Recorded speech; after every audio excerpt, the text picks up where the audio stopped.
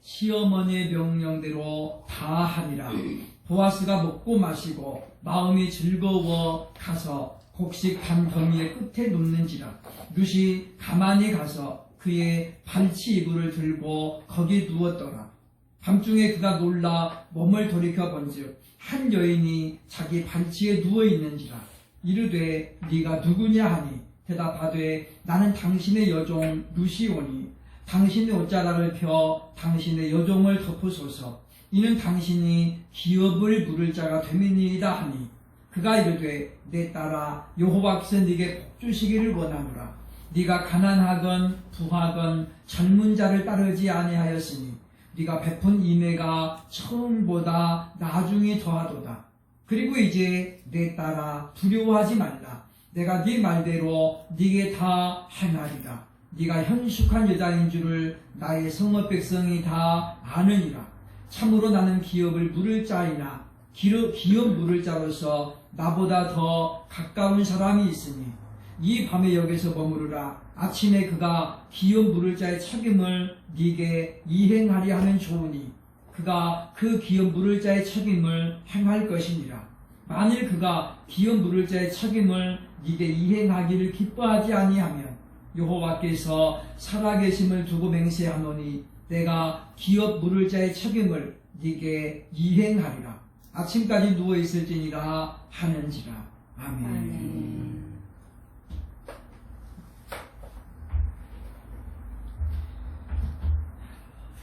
이 시간 역사라는 투자를 기도합니다. 하나님 우리를 사랑하십니다 라고 시작하겠습니다. 하나님 우리를 사랑하십니다. 하나님 우리를 사랑하십니다. 그 하나님 앞에 우리가 이 시간도 감사함으로 예배하면서 또 오늘 하나님 주신 말씀 앞에 우리가 겸손하게 나아가기를 소원합니다. 아멘. 기도하겠습니다. 살아계신 우리 아버지 하나님, 오늘 또 하나님의 거룩하신 부르심을 따라 그리고 인도하심을 따라 우리들이 이와 같이 주의 전에 모일 수 있도록 이끌어 주심을 감사합니다. 하나님의 말씀 앞에 머리 숙입니다. 그러므로 성령 하나님 이 시간도 각 심령에 임하여 주셔서 이 시간도 말씀이 충만하게 하여 주시고 은혜가 풍성한 시간이 되게 하여 주옵소서. 아멘. 부족한 종을 붙들어 주시고 이 시간 우리 모두를 성령으로 하나 되게 하여 주셔서 참으로 이 시간 하나님 영혼이 소성하는 시간이 되게 하여 주옵소서. 아멘. 예수님의 이름으로 간절히 기도하옵나이다. 아멘. 오늘은 먼저 영상을 하나 보고 말씀을 진행하겠습니다. 그것이야 승객이 모두 떠날 때까지 선장은 배를 지켜야 한다고 법에 명시되어 있는데요. 법에까지 명시한 데는 이유가 있습니다. 과거 사고 사례를 보면 승무원들의 행동에 따라 피해 정도가 너무 작았습니다. 유승현 기자입니다. 2645기 쇠대와 충돌하면서 여객기 한쪽 엔진이 멈췄습니다. 기장은 도심역 포트 승강에 비상 착륙을 결심한 뒤 승객들에게 상황을 솔직하게 알리고 안심시켰습니다. 무사히 강에 비상 착륙을 했는데 여객기가 가라앉기 시작했습니다. 기장은 155명, 마지막 탑승객 1명까지 대피한 걸 확인하고서야 비로소 탈출했습니다. He walked the plane twice after everybody else was off and tried to verify that there was nobody else on board and assures us there were not. 착륙 사고로 여객기가 화염에 휩싸인 긴박한 순간 승무원들은 매뉴얼에 따라 필사적으로 승객 구조에 매달렸고 280여 명의 목숨을 구했습니다. The crew of Asiana Airlines did a phenomenal job in making sure that passengers first and they stayed on to make sure that. 하지만 이탈리아 유람선 콩코르디아오가 자초했을 때는 달랐습니다. 미처 대피 못한 승객이 300여 명이나 됐는데도 선장은 먼저 배를 버리고 탈출했습니다. 결국 32명의 승객이 희생됐습니다. 선장은 직무 유기죄로 2700년에 가까운 징역을 구형받고 현재 재판을 받고 있습니다. 기장, 선장, 그리고 승무원들의 책임감이 승객을 구하고 피해를 줄이는데 얼마나 결정적인지 지난 사고들이 분명히 보여주고 있습니다. KBS 뉴스 유승명입니다.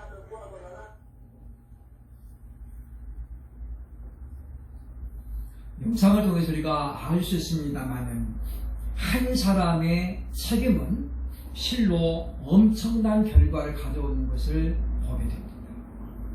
한 사람이 자신의 책임을 끝까지 감당하느냐 못하느냐에 따라서 수백 명의 생명이 왔다 갔다 한다 그 말이죠. 지금도 많은 사람들 머리에 남아있는 세월호 사건은 그 선장이 가장 먼저 배를 버리고 탈출했기 때문에 그 수많은 학생들이 생명을 잃었던 그런 참으로 참담한 사건으로 지금도 남아있습니다. 여전히 아직도 지금 잔상이 남아있는 그와 같은 사건인 것은 그래서 더욱더 가슴 아픈 그런 내용이다라고 하는 것입니다. 오늘 이 시대를 가리켜서 아무도 책임을 지지 않으려는 무책임한 시대라고 많은 사람들이 얘기합니다. 우리나라도 1998년에 있었던 IMF 사건을 기준으로 해서 책임감이 상당히 변했다라고 하는 것입니다. 즉, 그 사건 이전까지만 하더라도 부모들은 자녀들을 위해서 자신을 희생하는 것을 당연하게 생각했다는 것이죠.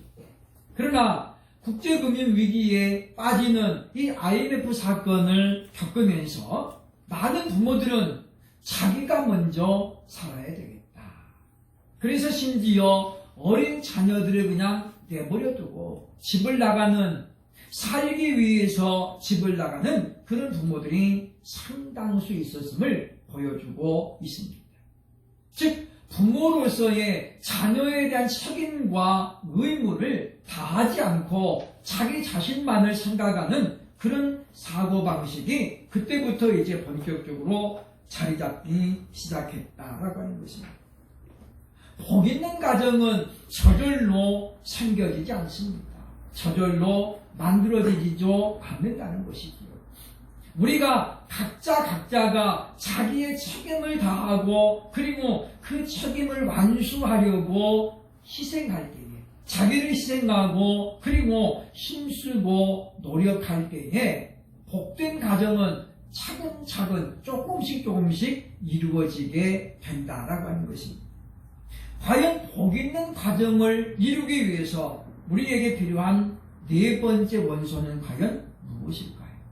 오늘 룻과 보아스의 이 관계를 바라보면서 다시 한번 그 비결을 생각해보고, 그리고 나도 이제 이와 같은 원소를 꼭 실행으로 옮겨서 지금보다 더 복 있는 가정을 이루어 보아야 되겠다는 그런 결단이 세워지는 이 시간이 되기를 소원합니다. 첫째로 오늘 본문 7절로 9절을 보면 룻이 행하는 기업을 이을 책임입니다.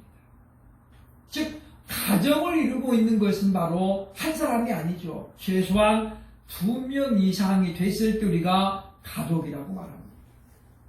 그러므로 이 2사람 이상이 자기의 역할이 있다는 것이죠. 그걸 우리는 책임이라고 말하고 사명이라고 말하고 있습니다.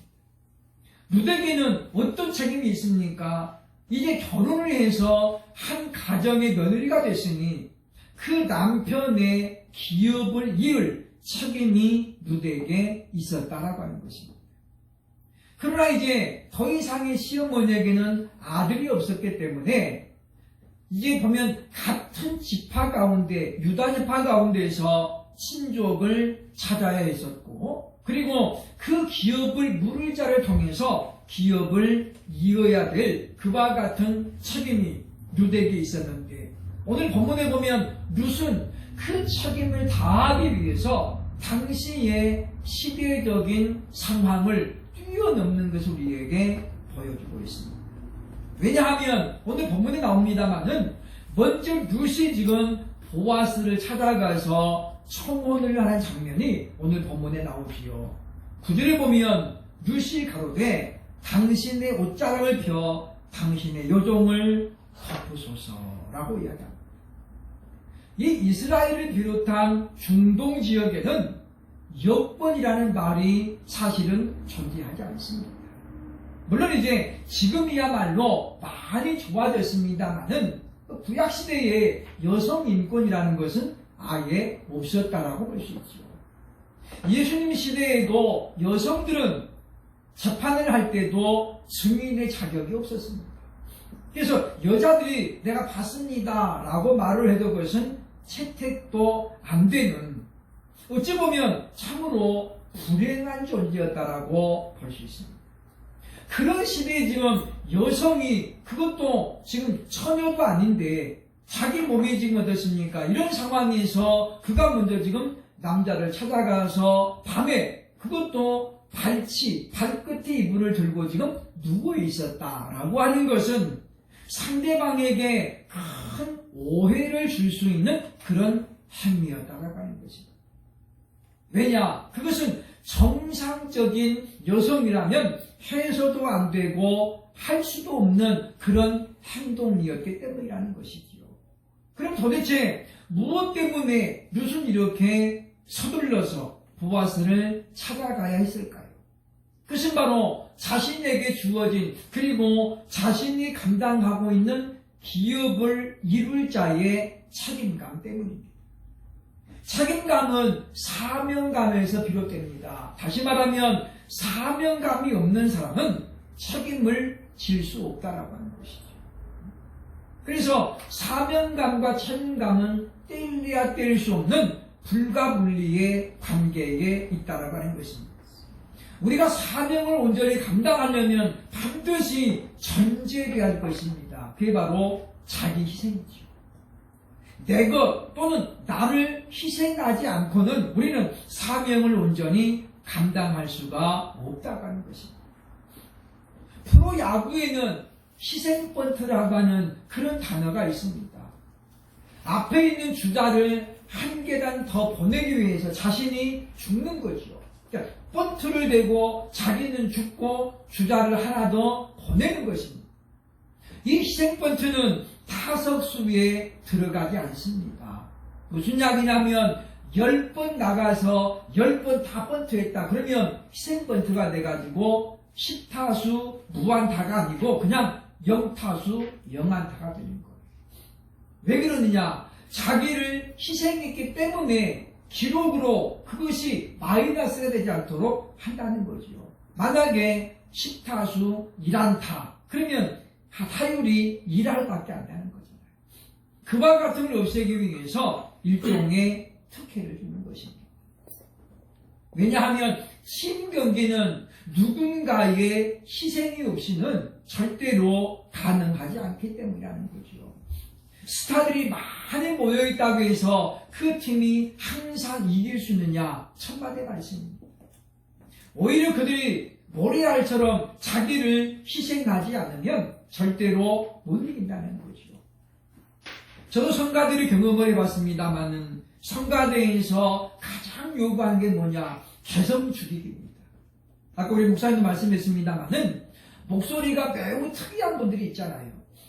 목소리가 굉장히 이렇게 우렁차거나 또는 갈라지거나 이런 소리들이 있는데 이건 해도 이 성가대로서는 굉장히 탁월하지 않습니다.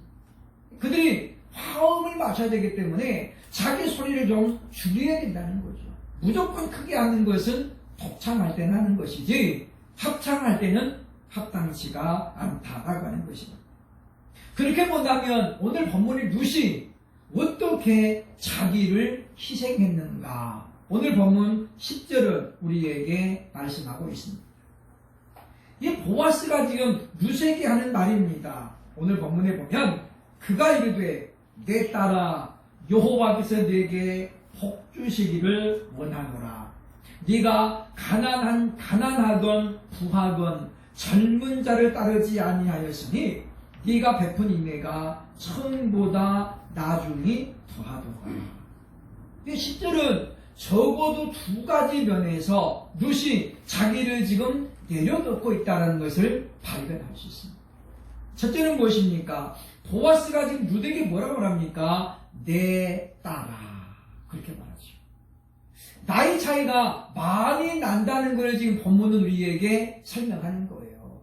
만약에 대여섯 살 차이 났다. 그러면 보아스가 그렇게 룻에게 내 딸아 이렇게 부를 수 없지요. 그러니까 보면 상당히 지금 나이 차이가 말이 난다는 거예요. 그러면서 지금 보아스가 스스로 고백하는 말이 무슨 이야기입니까? 나는 젊은 자가 아니다. 그럼에도 불구하고 네가 이와 같이 나이가 있는 나를 찾아온 것은 참으로 하나님께서 너에게 복을 주실 만한 일이다 라고 말씀하는 거예요. 이것은 이 젊은 여성으로서의 어떠한 행복을 그가 상당수 포기해서는 우리에게 지금 알려주고 있다는 것입니다. 오늘날은 어떻습니까? 오늘날은 여성이 나이가 많고 남자가 연하인 그런 커플들이 많이 나옵니다. 물론 우리가 생리학적으로 보면 그것이 또 맞는 말도 된다고 얘기들을 합니다. 그러나 한국인의 정서에는 아직까지는 좀 낯선 상황이다라고 하는 것이죠. 그래서 오늘 본문에 보면 룻은 지금 현재 자신은 젊은 나이임에도 불구하고 지금 나이가 많이 들었지만 단지 무엇 때문이냐? 자기 기업을 물을 자라는 것을 알았기 때문에. 물론 어떤 사람들은 보아스가 부자였기 때문에 룻이 희생하지 않았느냐라고 말하는 경우도 있습니다만은 어떤 사람에게는 돈이 전부이지만 어떤 사람에게는 돈은 하나의 수단일 수밖에 없는 분들도 있습니다.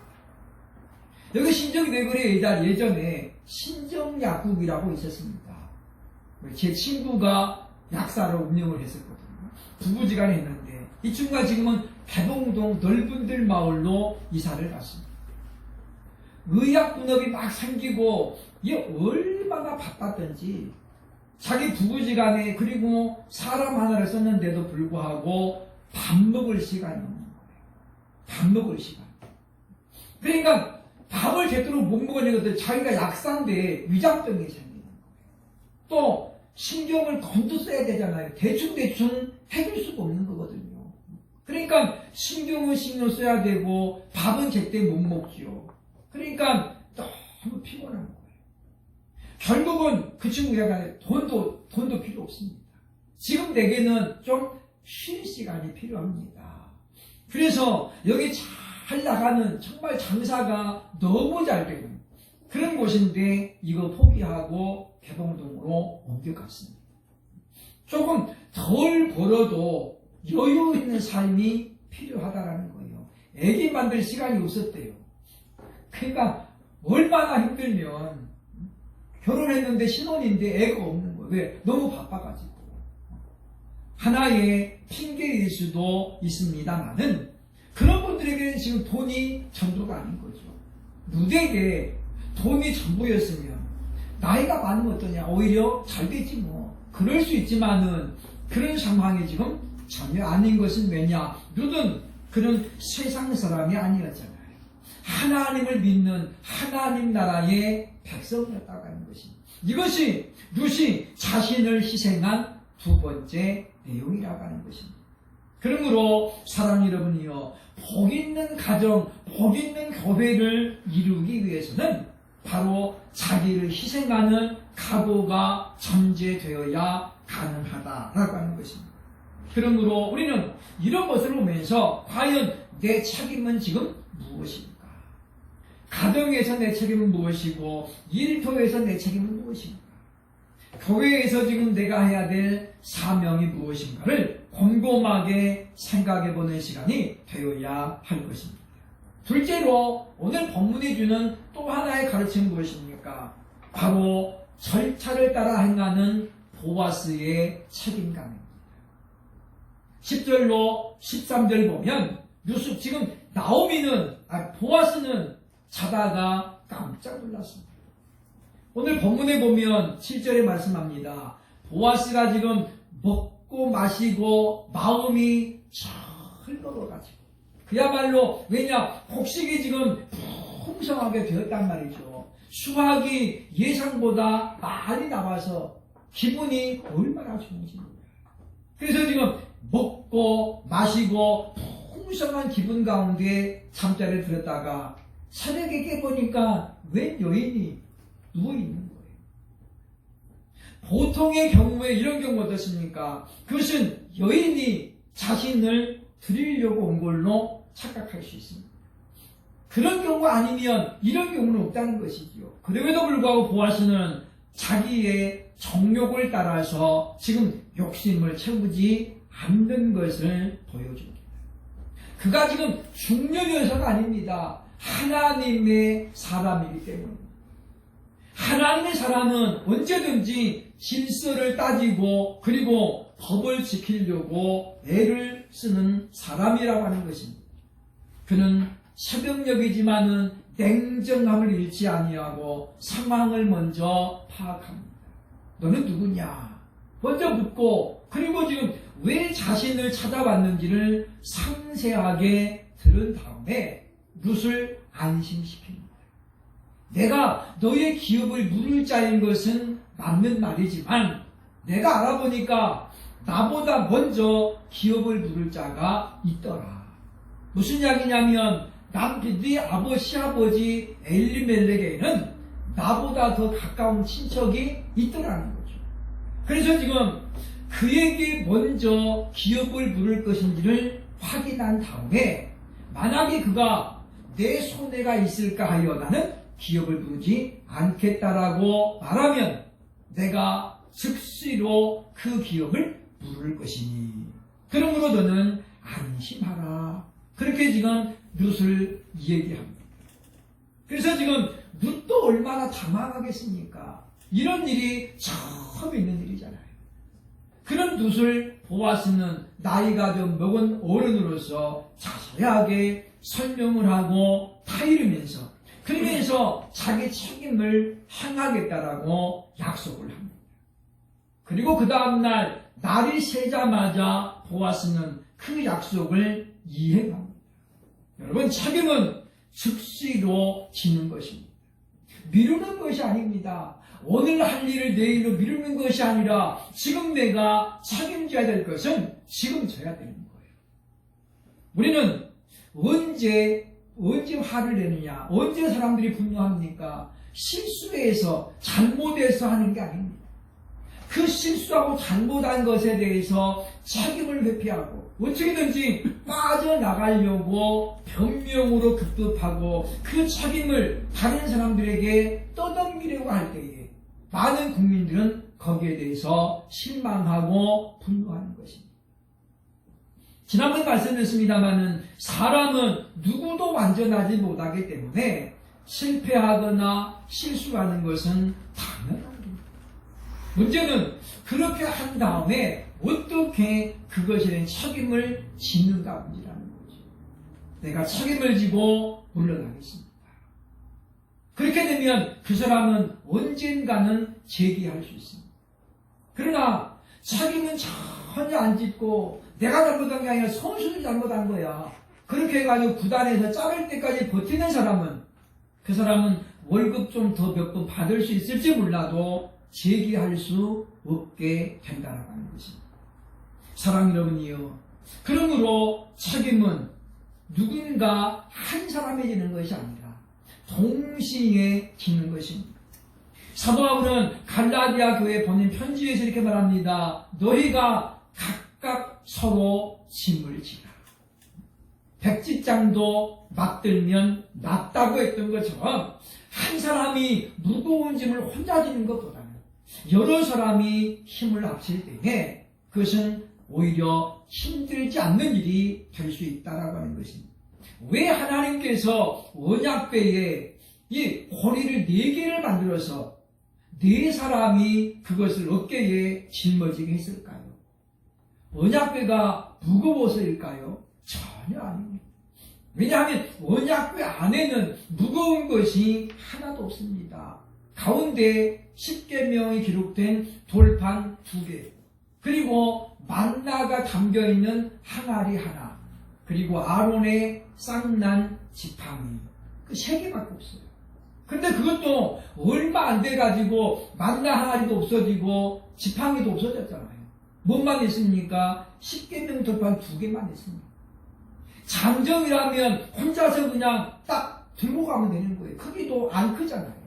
근데 하나님께서 왜 반드시 제사장 4사람이 지라가느냐? 그게 바로 협동의식입니다. 책임의식입니다. 나 하나 빠져서 그냥 세 명이 해. 안 된다는 거죠. 자동차 바퀴가 4개입니다만은 하나 빠지면 갑니까 안 갑니까? 안 갑니다. 우리 차도 옛날에 한번 큰 사고를 날 뻔했는데 안양에 갔다 오다가 차가 그냥 갑자기 툭 소리가 엄청나게 크게 나더니 차가 그냥 확 가라앉았어요. 가보니까 바퀴가 이렇게 그냥 완전히 하나가 이렇게 자빠졌어요. 자빠져. 빵꾸 난 건 아닌데 그래가지고 바퀴가 하나 내려앉으니까 차가 안 가는 거예요. 4개 중에 하나가 망가지면 3개가 남았잖아요. 확률은 75%가 멀쩡해. 그러나 안 가는 거예요. 안 굴러가요. 그게 뭘 이야기합니까? 하나님은 우리에게 교회를 구성하고 있는 성도들마다 해야 될 사명이 있음을, 책임이 있음을 말씀하고 있습니다. 그러므로 우리가 이제 내가 져야 될 책임이 무엇인가를 분명히 하고 이 책임을 온전히 감당함으로 참으로 지금보다 더 복 있는 가정들을 이루어갈 수 있기를 주의 이름으로 축원합니다. 마지막 세 번째, 바로 하나님의 감동하심이 필요하다고 하는 것입니다. 오늘 6절에 보면 이렇게 말합니다. 그가 타작마당으로 내려가서 시어머니의 명령대로 다 하니라. 룻이 나오미의 말대로 지금 다 했다는 거예요. 다 그대로 했다는 거죠. 자기 자존심도 내려놓고 어머니 이게 잘못되면 제가 큰 사고 당하셨는데 어쩌라 이런 것도 내려놨다는 거예요. 이것이 가능했던 까닭이 뭐냐 그 말이에요. 어떤 사람들은 소통이 잘 됐다 그렇게 볼 수도 있습니다. 나오미가 얼마나 설명을 잘 했던지 룻이 어머니의 말을 안 들으면 안 들 정도로 딱 됐다는 거죠. 물론 그것이 전혀 틀린 말은 아닙니다. 그러나 우리는 경험하며 살아가잖아요. 머리로는 이해가 됐는데 가슴으로 안 되는 경우가 있잖아요. 해야 돼, 알긴 아는데 행동으로 못 옮기는 경우가 얼마나 많이 있습니다. 죄인 줄을 알면서도 하는 사람도 있잖아요. 몰라서 그런 게 아니거든요. 그러면 무엇이냐? 결국은 룻이 자신의 어떤 수치라든가 이런 것을 다 내려놓고 행동으로 옮길 수 있는 이유는 뭐냐? 하나님께서 그들 마음에 감동하셨기 때문이라는 거예요. 하나님께서 그에게 이미 선의 마음을 주시고 성령께서 역사하셨기 때문에 룻은 그런 용기를 낼 수 있었고 그리고 하나님의 감동하심이 있었기 때문에 보아스도 자신에게 찾아온 그 여인을 욕심을 채우는 쓰지 아니하고 냉정을 유지할 수 있었다라고 하는 것입니다. 그러면 우리는 도대체 무슨 근거로 이렇게 말할 수 있느냐? 성경에는 이와 같은 비슷한 사건들이 기록되고 있습니다. 열왕기상 17장에 보면 순종할 수 없는 순종이 하나 나옵니다. 사르밧에 한 과부가 있었습니다. 3년 동안 비가 안 오니까 먹을 것이 다 떨어져서 이제 밀가루 딱 한 줌당 한 줌. 이 전부예요. 그래서 지금 이 여인이 이 과부가 아들 하나가 있는데 이거 마지막 남은 걸로 빵을 하나 만들어 먹고 우리말 성경에는 떡이라고 되어 있습니다. 어쨌든 떡이건 빵이건 이거 하나 만들어 먹고 지금 어땠습니까? 이제 죽으려고 그러는 거예요. 그래서 나뭇가지를 줍고 있는데 엘리야가 와서 하는 말이 그 떡을 만들어서 우선 내게 줘라. 참 야박한 거죠. 참 어려운 이야기입니다. 엘리야가 양심이 없어서 그랬을까요? 저도 만약에 하나님께서 이렇게 말씀하면 선뜻 못할 것 같아요. 딱 전부인데 그거 우선 나부터 줘, 나부터 먹게. 어떻게 그런 말 하겠어요? 근데 엘리야가 그렇게 얘기할 수 있었던 건 무엇이냐? 그리고 그 여자가 그런 기가 막힌 상황에서 오히려 엘리야를 따지지 않잖아요. 양반아, 당신 양심이라는 게 있어봐. 벼룩에 간을 내놓고 말이지. 전혀 안 따지잖아요. 할 수 있는데 왜 안 따지는 거예요? 열왕기상 17장 9절에 이렇게 말씀합니다. 너는 일어나 시돈에 속한 사르밧으로 가서 거기 머물라. 내가 그곳 과부에게 명령하여 네게 음식을 주게 하였느니라 라고 하십니다. 하나님께서 사르밧 과부의 마음을 이미 어떻게 해요? 감동하셨다는 거예요. 그래서 너에게 선지자가 와서 먹을 걸 요구하거든 너는 따지지도 말고 묻지도 말고 줘라. 하나님께서 이미 감동하셨다는 거죠. 그 감동이 엘리야에게도 있었기 때문에 하나님께서 저 여인은 책임질 거라는 믿음으로 엘리야는 그것을 자기에게 달라고 요구할 수 있었다는 것입니다. 그런 확신이 없으면 엘리야가 어찌 그렇게 요구할 수 있었겠는가라고 하는 것입니다. 그러므로 우리는 본문의 말씀을 우리가 가만히 묵상해 보면 이와 같이 지금 룻과 그리고 보아스의 언행을 보면 이들이 단지 인성이 좋아서만이 그런 건 아니라는 거죠. 룻이 인성이 좋았다면 먼저 그렇게 밤중에 외간 남자 방으로 들어갈 수 있을까요? 전혀 그럴 수 없습니다. 인성이 좋았으니까 못하는 거예요. 그냥 막 살았으면 할 수 있지요. 그러나 룻은 절대 막 산 사람이 아니었습니다. 그럼 우리는 생각해야 됩니다. 내가 힘쓰고 애쓰면 무조건 우리 가정이 잘 될 것이다. 착각입니다. 왜냐? 하나님의 도우심이 없이는 절대 불가능하기 때문입니다. 사람의 마음은 웬만해서는 안 변합니다. 눈앞에서는 정말 눈물을 흘리면서 내가 잘못했다. 그래도 돌아서면 또 딴 사람 되는 것이 사람입니다. 사울왕이 그랬잖아요. 다윗이 자기를 죽일 수 있는 기회가 있었는데 안 죽이는 거예요.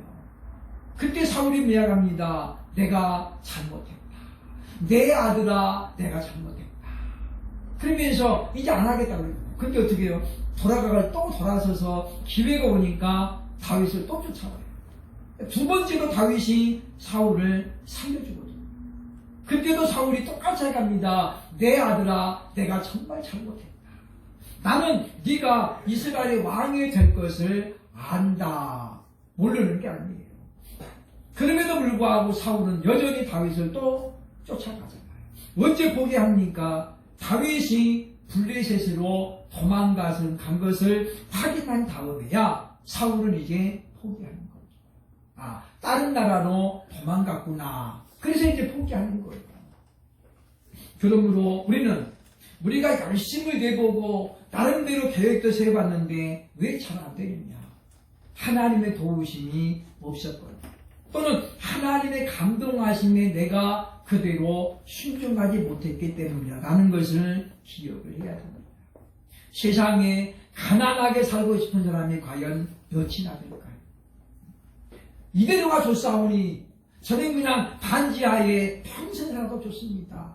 저 이대로가 좋사오니 월급 88만 원 받고도 충분합니다. 이런 사람이 과연 몇이나 될까요? 다들 잘 살고 싶어하고 좀 여유있게 살고 싶어. 저도 그래요. 저도. 하물며 어떤 사람이 야망이 없겠습니까? 그러나 그 모든 것이 안 되는 건 뭡니까? 적절한 방법에도 문제가 있지만은 하나님의 도우심이 없으면 힘쓰고 해서도 안 된다는 것입니다. 그러므로 사랑 여러분, 오늘 말씀 보면서 아무리 책임감이 강해도 하나님의 감동하심이 전제되어야 한다라는 걸 기억하고 오늘 저와 여러분이 가정에서, 교회에서, 또 일터에서, 직장에서 정말 하나님이 내게 주신 책임을 내가 지금 다하고 있는가? 그러면서 성령 하나님이 나를 도와주셔서 이 책임을 내가 끝까지 다할 수 있는, 그래서 이 조직에, 이 단체에, 이 공동체에 꼭 도움이 되는 사람이 되게 해달라고 기도하면서 나아간다면 우리가 속해 있는 가정 공동체는 지금보다 더 복된 공동체가 될 줄로 믿습니다. 그러므로 우리가 참으로 자기 사명을 다하면서 끝까지 하나님의 도우심을 구할 수 있는 저와 여러분 되시기를 주의 이름으로 축원합니다. 기도하겠습니다. 자비로우신 우리 아버지 하나님, 참으로 하나님께서 이 시간도 우리를 깨우쳐 주심을 감사합니다. 우리가 아버지 하나님이여 무지한